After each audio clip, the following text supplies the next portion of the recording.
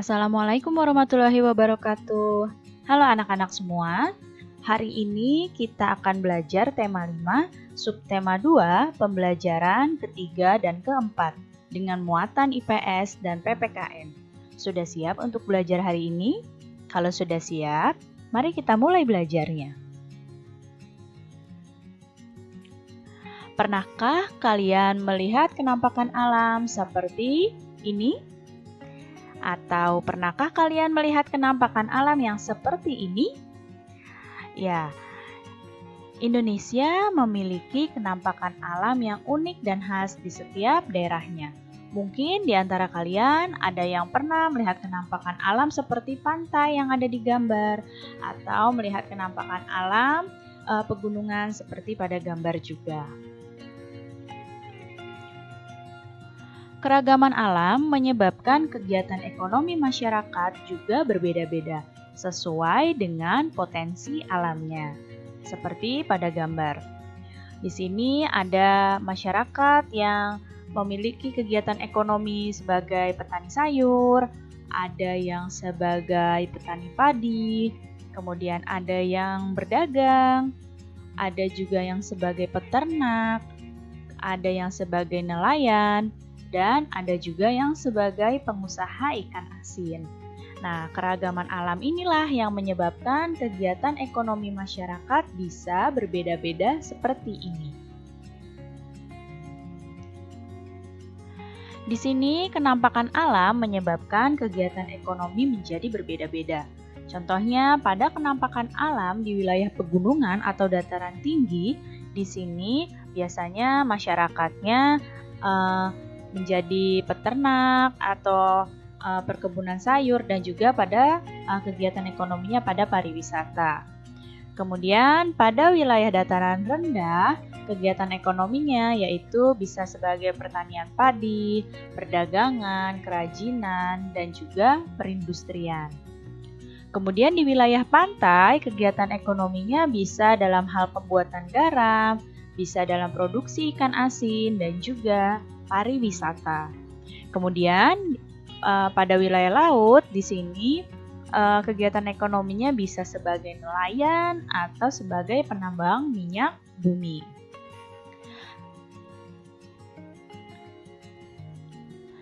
Nah, lihat gambar yang ada di hadapan kalian. Pernahkah kalian melihat pemandangan seperti pada gambar ini? Tahukah kamu di mana letak pemandangan seperti gambar ini? Ya, betul sekali. Ini adalah sistem irigasi subak. Sistem irigasi subak ini adanya di Bali. Dan sistem irigasi subak ini merupakan salah satu kekayaan alam yang dimiliki oleh Indonesia.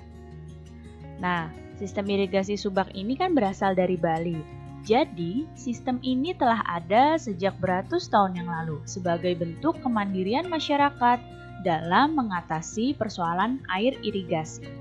Sistem irigasi subak dipimpin oleh seorang pengatur yang disebut Pekaseh atau Klean Subak.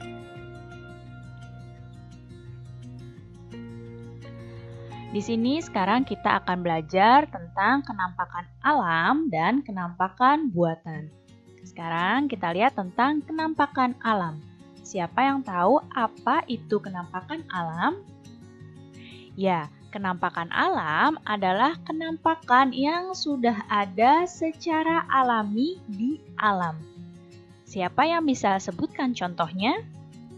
Betul sekali. Di sini contohnya ada gunung, kemudian pegunungan, laut, sungai, danau, rawa, selat, dan lain-lain. Kemudian, yang satu lagi ada kenampakan buatan. Siapa yang tahu apa kenampakan buatan? Iya, kenampakan buatan adalah kenampakan yang dibuat oleh manusia. Jadi, kenampakannya dibuat ya oleh manusia untuk memudahkan kegiatan manusia. Coba, siapa yang tahu apa contohnya kenampakan buatan? Betul sekali.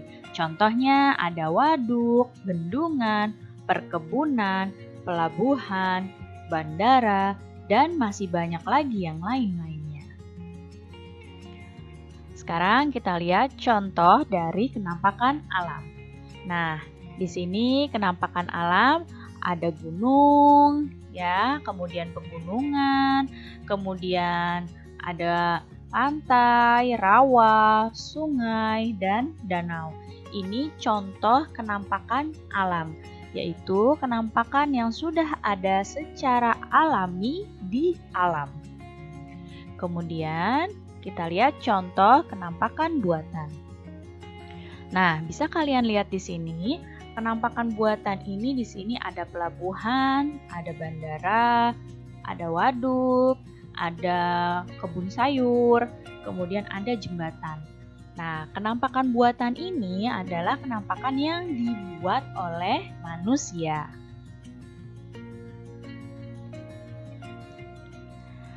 Nah, ada banyak alasan bagi masyarakat Indonesia untuk terus meningkatkan persatuan dan kesatuan. Salah satunya karena negara kita punya banyak sumber daya alam yang dapat meningkatkan kemakmuran rakyat.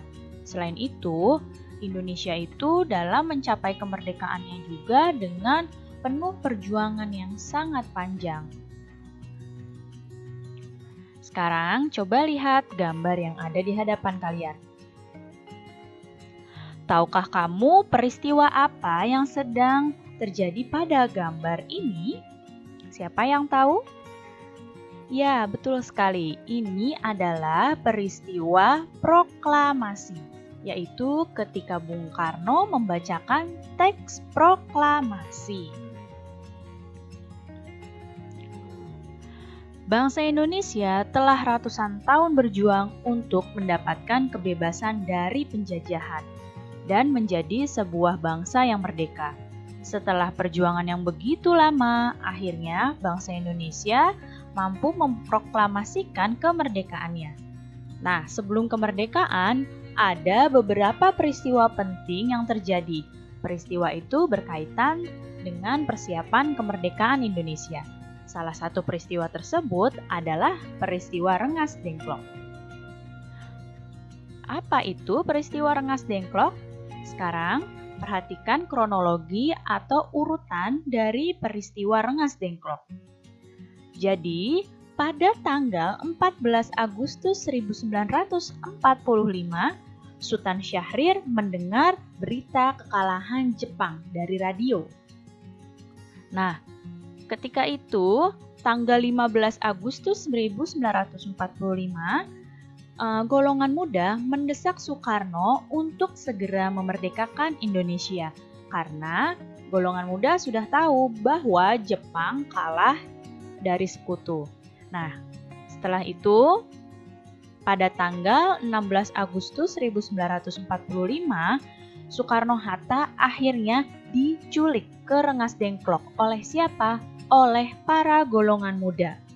Nah, tujuannya golongan muda menculik Soekarno dan Hatta adalah agar mereka berdua tidak terpengaruh oleh Jepang.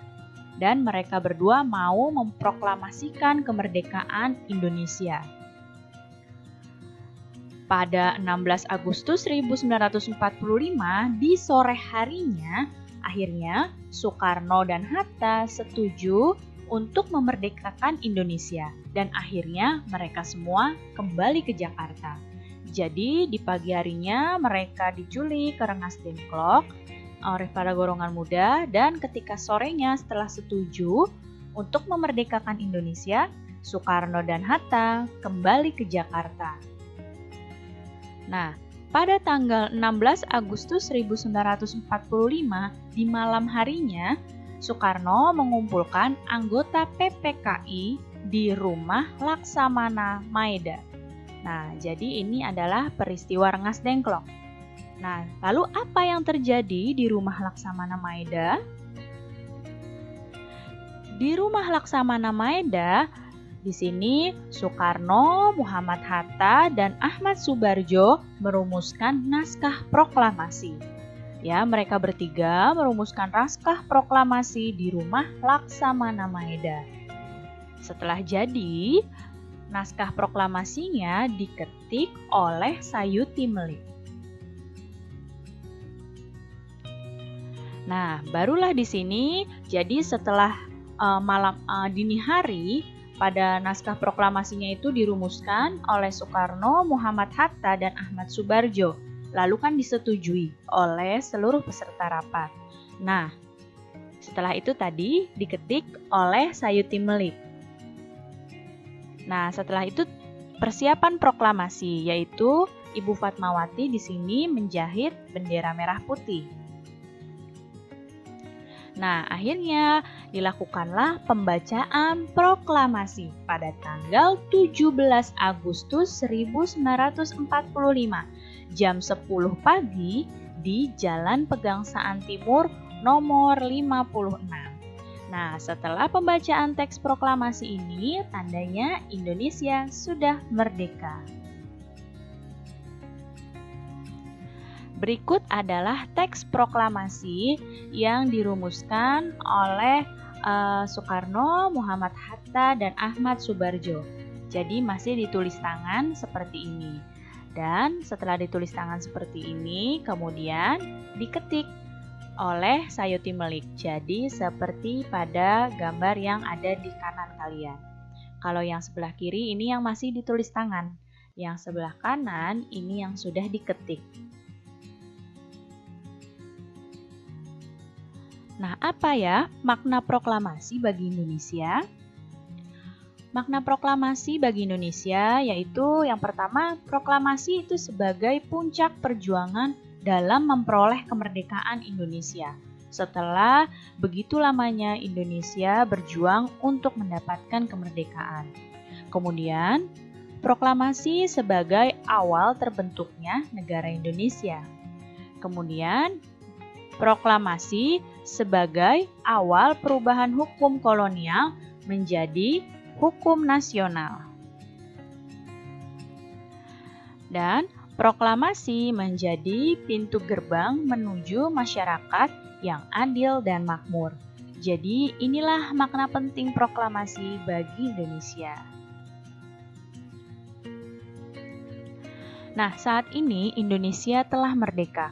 Waktunya kita sebagai generasi penerus untuk menjaga persatuan dan juga mengelola sumber daya alam dengan baik.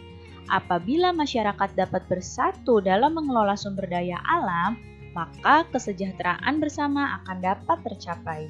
Dengan menjaga, memelihara, dan memanfaatkan sumber daya alam yang ada untuk kemakmuran rakyat, maka masyarakat adil dan makmur pasti akan tercapai. Baik anak-anak, cukup sekian ya penjelasan Ibu kali ini. Mudah-mudahan kalian paham dan mengerti. Terima kasih anak-anak semua, sampai jumpa lagi. Wassalamualaikum warahmatullahi wabarakatuh.